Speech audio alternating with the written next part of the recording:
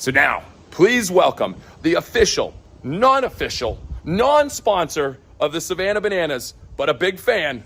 Please welcome John Fletcher. Well, welcome to the inaugural podcast of 15 on Fridays with Fletch. I'm John Fletcher, the public relations consultant, and I'm indirectly the number one tennis player in the world because I once beat a guy who beat a guy who beat a guy who beat Jimmy Connors, who was number one in the world. So my guest is internationally acclaimed acoustics authority Steve Durr from Nashville.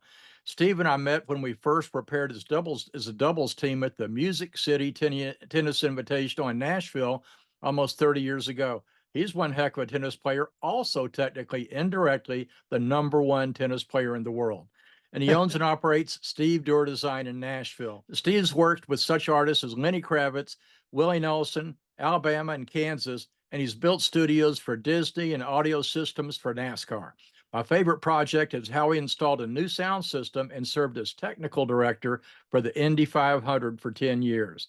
Steve, you describe audio as an emotional experience. Share with me what you mean by that. Well, essentially, everything that happens in your auditory senses is an emotional experience. If my girlfriend tells me she loves me, that's one. But if she cocks a shotgun behind me, that's a total emotional experience, but it's a completely different one. So what I'm trying to do is make loudspeakers disappear. So nobody goes to a concert or a church or anywhere to hear a set of loudspeakers. They go to have an emotional connection with the artist or with the minister or with the choir or in some cases, the announcer at the racetrack. Well, and we'll have another talk another day about the funny thing that you did with that church in Oklahoma City to help fix the sound. That is a fun story for later. So tell us about your studio projects for Lenny Kravitz and Disney. Well, both of those guys are totally unique. Lenny had a home in Manhattan next to a brownstone, and essentially the lady that lived next door was of Asian descent, and we went over to her house, and you could hear your heartbeat. It was so quiet in there. And of course, Lenny plays everything on 20, and so I had a discussion with him about maybe we should find another space, and that didn't work. And so we literally had to go in and build a building inside of a building on springs and everything else to keep the noise out of her apartment. And quite honestly, I lost a lot of sleep over it. Not that much because it's not an emergency room, but at the same time, it was very stressful to do, and it worked fine.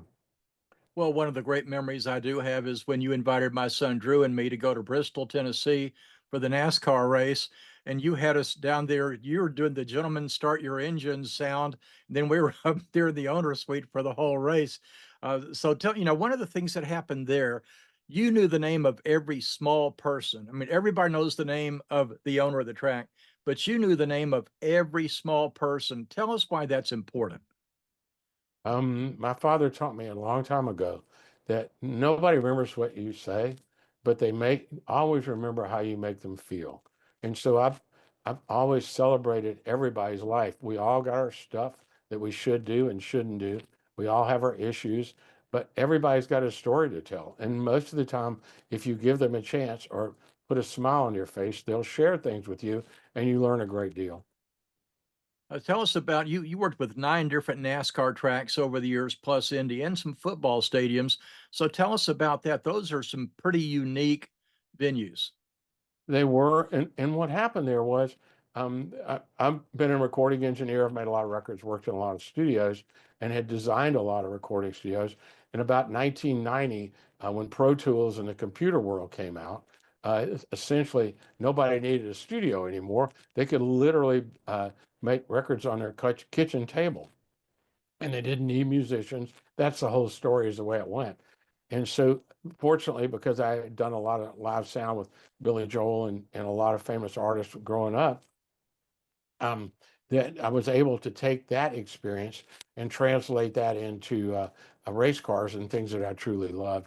And so I was able to get out of the studio business long enough and to pick back up where I am now, which is basically everybody wants a studio that they can put the whole band in and make a record just like they did. Well, I'm sort of uniquely qualified for that as a studio designer. I don't really have an extensive background, and I firmly believe that without almost an encyclopedic knowledge of the history of how we got here, you're not going to be able to do what you do. And Right now, most people get all of their information off a black screen, whether it's a phone or whether it's a computer face. And there's not a lot of background of how did we get to this point with acoustics? How did we get to this point with sound systems and that sort of thing? And a simple story was we did the Chiefs Stadium, and I had a list of equipment a magazine wanted to write an article about, and I sent it to him, and he goes, "Well, I only got one page." And I said, "Yeah." He goes, "Well, it's not even full of equipment." I said, "Yeah, that's true." "Well, you can't do it with that." I said, "Well, you need to come listen to it." I didn't put anything in there that doesn't need to be there. So it really sounded incredible for a long time. Well, I remember that when I was living in Waco before coming up here, that we were going to build a home theater, and I called you and you gave me the specs to use. And when I was buying the materials, the guy said, "How do you know to get these things? People don't know to get these things." And I said, "I've got a guy." And so they were very impressed.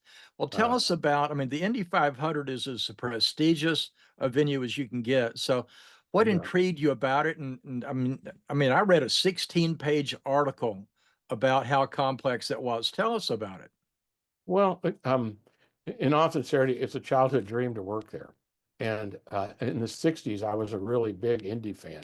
I knew I was never going to be a race car driver, but I was doing audio. Well, it was a very unique racetrack. Before there was any cameras and video screens, there was a gentleman named Tom Carnegie, and he had the most magical voice. And he would be able to describe to the fans on the front stretch what was going on in the back stretch because you couldn't see it in a way like all eyes on turn 4. And it just gives me chills talking about it now. He had the most incredibly distinguished voice. I was very fortunate to work with him. What happened was they put a whole new sound system in there that was based on, rather than dialogue, it was based on music. And so when Carnegie talked, it sounded like this, and you couldn't understand what they were saying. And the fans went crazy. They got 15, 20,000 complaints a race. And so a friend of mine who was working there said, "Man, I need some help. Can you help me figure it out?" And I was fortunate enough to figure it out. And my childhood dream came true. And that's exactly how it happened.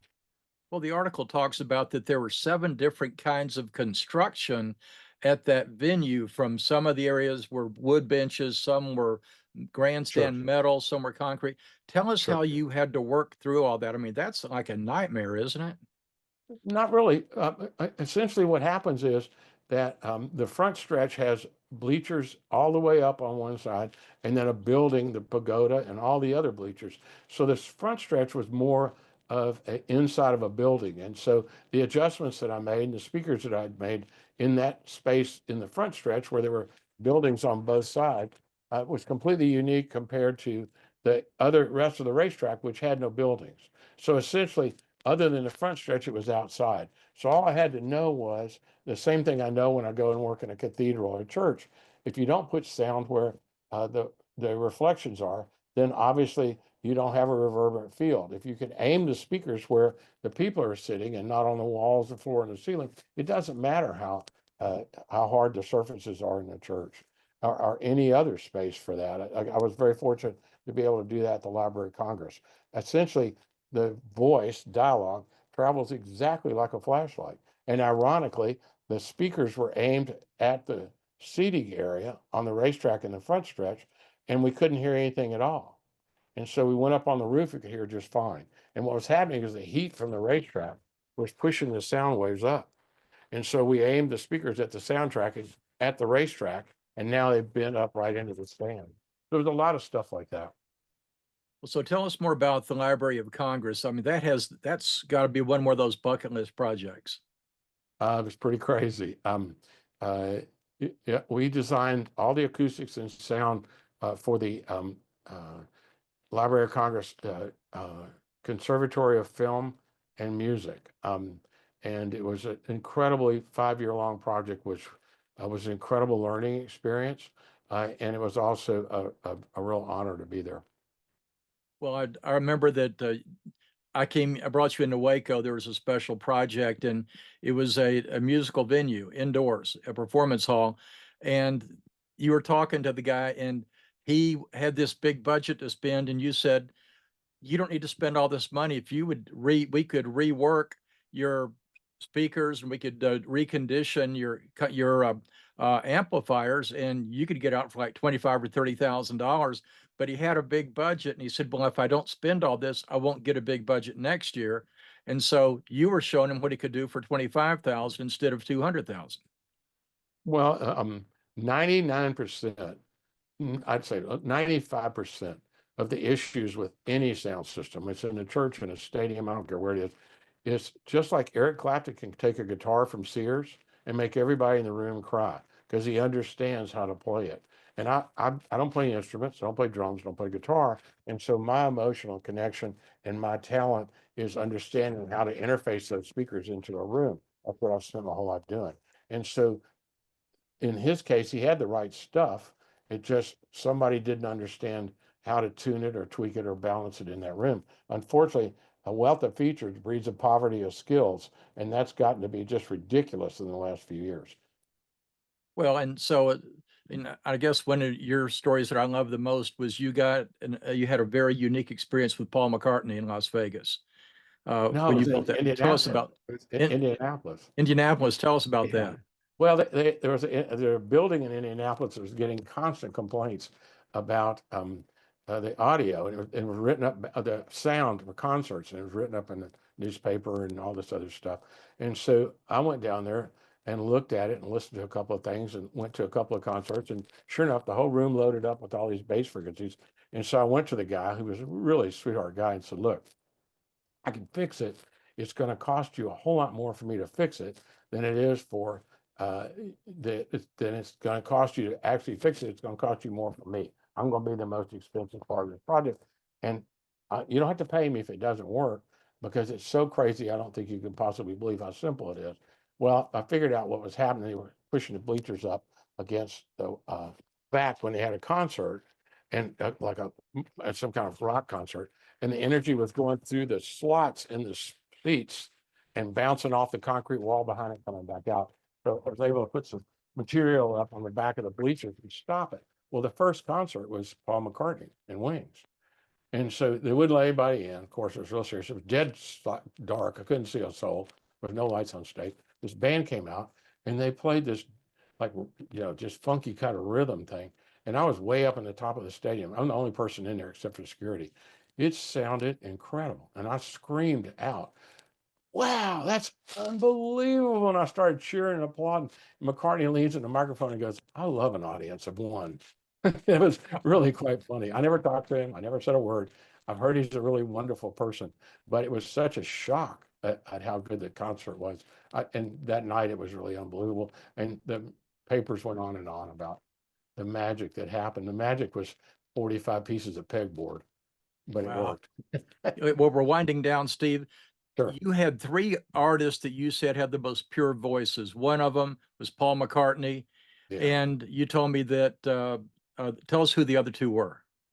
Well, ironically, when I started this process, you didn't have a choice. So Al Green in early records were just beyond belief. His voice is just incredible. And I still marvel at the stuff that they did at Columbia with Frank Sinatra and those sort of things. It's not so much their voice, because there's a lot of people now that have great voices, and the technology has just ruined it. And the mentality has ruined it. Wow. Well, I'll tell you what, we're running out of time right now. I will have you back again. Thanks to my friend Steve Durr from Nashville. Awesome tennis player and incredible friend. I've got to tell you, we had this one match we played in, is this Music City Tennis Invitational. We're playing these other guys, and we were all playing well. And if you remember, Steve, we were going out and we were high-fiving even our opponents between points because it was such a fun match. So, it's not my job. I do it for fun. I know it. Well, you just enjoy the experience, and that's the same. And once again, it's the emotional connection. Absolutely. Disney always said emotions trump everything, and you're living proof of that. You've been hearing 15 on Fridays with Fletch. This is my inaugural event right here with Steve Durr from Nashville, Steven Durr Designs. You will be hearing from him again because he is one of my very favorite people on the planet. Thanks a lot for joining us. We look forward to you joining us for 15 more minutes next time.